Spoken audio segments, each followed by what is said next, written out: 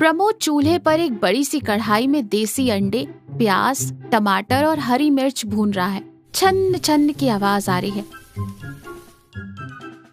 सोमू पास ही एक खटिया पर बैठा बेसब्री से इंतजार कर रहा है। सोमू लंबी सांस खींचते हुए कहता है, आहा प्रमोद भाई, कसम से तुम्हारे इस देसी अंडे के चखने की खुशबू जब नाक में जाती है ना, तो पेट में जैसे चूहे गरबा खेलने लगते हैं। क्या जादू है तुम्हारे हाथों में। तभी निम्मी चाय के 2 कुल्हड़ लाते हुए तंज कसती है। जादू हाथों में नहीं है सोमू भाई, जादू आपके मुफ्त के खाने की आदत में है। रोज शाम को ठीक खुशबू सूंघकर पहुंच जाते हो।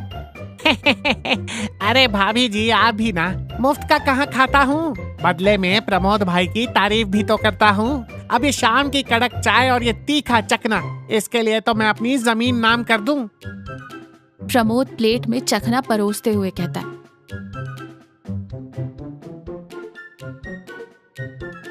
अरे निम्मी, तू भी क्यों इसे चढ़ाती है, दोस्त है अपना। और सोमू, जमीन वमीन रहने दे, बस प्लेट धोकर रख देना। सोमू पहला निवाला खाता है और आनंद में आंखें बंद कर लेता है। मजा आ गया भाई, ये देसी अंडे का स्वाद ही अलग है।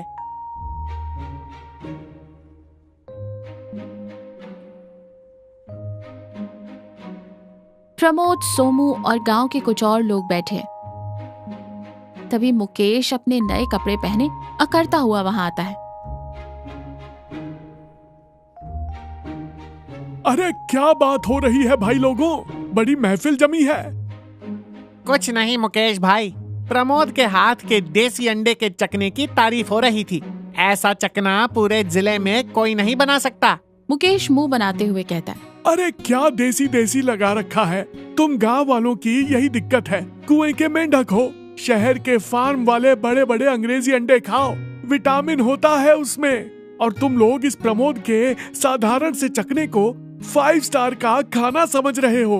प्रमोद शांति से कहता है, मुकेश भाई, शहर की चीजें अच्छी होंगी, पर अपने गांव के देसी अंडे और देसी मसालों की बात ही कुछ और है। मुकेश घमंड में कहता है, अरे रहने दे प्रमोद, ये सब मन का वहम है। कल शाम को सब मेरे घर आना, मैं शहर से महंगे वाले फार्म के अंडे और स्पेशल मसाले लाया हूँ। मेरा बावर्ची ऐसा चखना बनाएगा कि तुम सब अपनी उंगलियां चबा जाओगे। प्रमोद, तू भी आना, देख शहर का स्वाद कैसा होता है। सोमू धीमे से प्रमोद से कहता है, भाई दावत मुफ्त की है, मैं तो जाऊंगा। मुकेश ने दावत रखी है। 6-7 लोग कुर्सी पर बैठे हैं। बावर्ची ने प्लेटों में अंडे की डिश परोसी है। सब खाना शुरू करते हैं।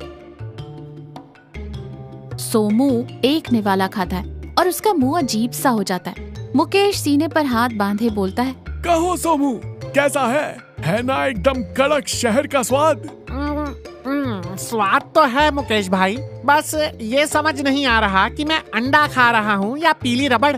मसाले तो ऐसे लग रहे हैं जैसे आपस में लड़ रहे हो कि पहले पेट में कौन जाएगा। बाकी लोग भी सहमति से सिर हिलाते हैं।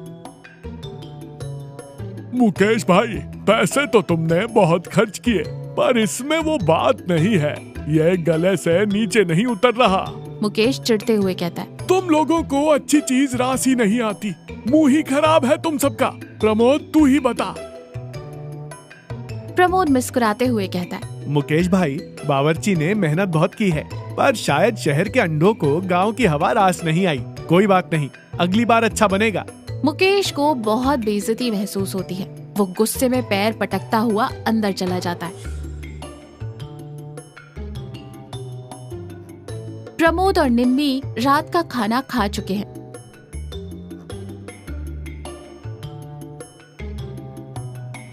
तभी दरवाजे पर दस्तक होती है। प्रमोद दरवाजा खोलता है। सामने मुकेश खड़ा है। उसका चेहरा उतरा हुआ है और अहंकार गायब हो चुका है। अरे मुकेश भाई, इतनी रात को सब ठीक तो है? आओ अंदर बैठो। मुकेश थोड़ा झिझकते हुए खटिया पर बैठता है। प्रमोद, वो मुझे तुमसे एक मदद चाहिए थी, पर समझ नहीं आ रहा कैसे कहूँ। अरे कहिए ना मुकेश भाई, हम तो गांव के लोग हैं, एक दूसरे के काम नहीं आएंगे तो कौन आएगा। मुकेश भावुक होते कहता है, प्रमोद, कल शाम को मेरी बेटी सुमन को देखने के लिए शहर से लड़के वाले आ रहे हैं। वो बहुत बड़े लोग हैं। मैंने उन्हें गांव के खाने की बहुत तारीफ कर दी है। उन्हें शाम की चाय के साथ तुम्हारा वो देसी अंडे का चकना खिलाना चाहता हूँ। मेरी इज्जत का सवाल है प्रमोद, पर कल जो हुआ उसके बाद मुझे तुमसे ये कहते हुए शर्म आ रही है। मुकेश की आंखें भर आती हैं। प्रमोद तुरंत उसके कंधे पर हाथ रखता है। बस इतनी सी बात, इसमें शर्म कैसी मुकेश भाई? सुमन मेरी भी तो भतीजी जैसी है। कल शाम की दावत की जिम्मेदारी मेरी और निम्मी की। आप बस मेहमानों की खातिरदारी की तैयारी करो। लेकिन प्रमोद, वो सीक्रेट मसाला क्या है तुम्हारा? कल मेरे बावर्ची ने सब कुछ डाला था, फिर भी स्वाद नहीं आया। भाई, मेरे खाने में कोई सीक्रेट मसाला नहीं होता। खाना जब दिखावे के लिए बनता है तो उसमें सिर्फ अहंकार का स्वाद आता है, और जब खाना अपनों की खुशी के लिए बनता है तो उसमें प्यार का तड़का लग जाता है। बस यही सीक्रेट है।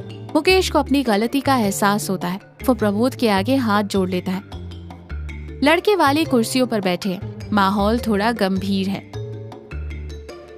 प्रमोद और सोमू अंदर से गर्मा गर्म देसी अंडे का चखना और चाय लेकर आते हैं। लड़के के पिता एक निवाला खाते हैं और उनकी आंखें चमक उठती हैं। वाह मुकेश जी, क्या गजब का स्वाद है। ऐसा स्नैक तो हमने शहर के बड़े बड़े होटलों में नहीं खाया। ये किसने बनाया है? मुकेश गर्व और नम आंखों से प्रमोद की तरफ इशारा करते हुए कहता है, ये मेरे छोटे भाई प्रमोद ने बनाया है। इसके हाथों में सिर्फ जादू नहीं, इसके दिल में भी अमृत है। प्रमोद मुस्कुराकर हाथ जोड़ता है। सोमू पीछे से धीरे से निम्मी से कहता है, भाभी, आज तो मैंने भी इस चकने में 3 बार प्लेट भरकर अपना प्यार मिलाया है, तभी इतना टेस्टी बना है। निम्मी हल्के से सोमू को धक्का देते हुए कहती है, आपका प्यार नहीं, आपकी भूख मिली है इसमें। चुपचाप खड़े रहिए। सब हल्का सा हंसते हैं। प्रमोद, निम्मी और सोमू चाय पी रहे हैं। मुकेश मिठाई का डिब्बा लेकर आता है। प्रमोद, लड़का वालों ने हाँ कर दी है, शादी पक्की हो गई। प्रमोद खुशी से उठकर मुकेश को गले लगाता है। अरे वाह मुकेश भाई, ये तो बहुत बड़ी खुशखबरी है। सब तुम्हारी वजह से हुआ प्रमोद। तुमने मुझे सिखा दिया कि पैसा और शहर की बड़ी बड़ी चीजें गांव के प्यार और भाईचारे के सामने कुछ नहीं है। मुझे अपने घमंड पर शर्मिंदगी है। सोमू बीच में कूद पड़ता है। अरे मुकेश भाई, शर्मिंदगी छोड़ो। अब जब शादी पक्की हो गई है तो ये बताओ कि बारात की दावत में देसी अंडे का चकना कितनी किलो का बनेगा? क्योंकि आधा तो मैं ही खा जाऊंगा। सब लोग जोर जोर से हंसने लगते हैं। भोजन का असली स्वाद उसमें डाले गए महंगे मसालों में नहीं, बल्कि उसे बनाने वाले की नियत और प्यार से आता है। अहंकार रिश्तों को फीका कर देता है, लेकिन आपसी प्रेम और सहयोग से हर मुश्किल स्वादिष्ट बन जाती है।